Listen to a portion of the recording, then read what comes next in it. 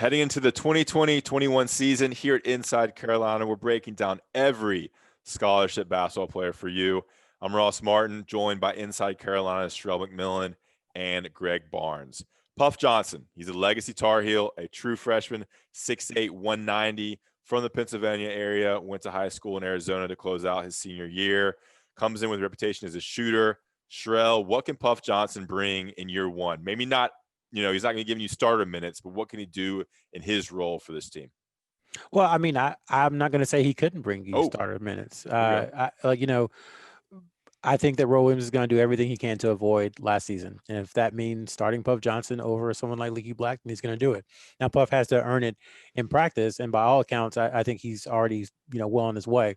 What he can bring, obviously shooting is kind of what people know him for best. But I do think he's the type of player who can mix it up down low, who doesn't mind contact, who doesn't mind diving on the floor, doing all those intangible things that we keep talking about. So he has that going for him. And then, frankly, just have to hit open shots. I mean, really, I'm not trying not to be simplistic, but that's what it comes down to for these wings. We're going to talk about the rest of them later. But if you can just hit a shot or two, that's going to be so invaluable for UNC with the kind of depth they have in the post. Yeah, Greg. I mean, the wing rotation is an interesting topic for UNC. You have Leaky Black, you have potentially Anthony Harris, RJ Davis, and then you have these two freshmen, Puff Johnson and Kerwin Walton.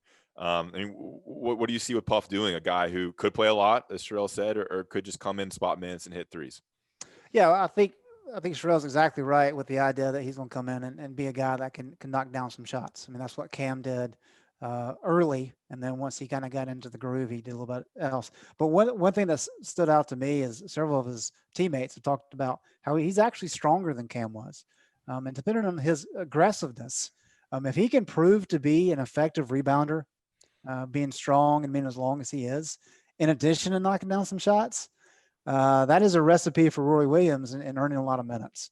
And so watching him progress over the course of the year is going to be something fascinating to see.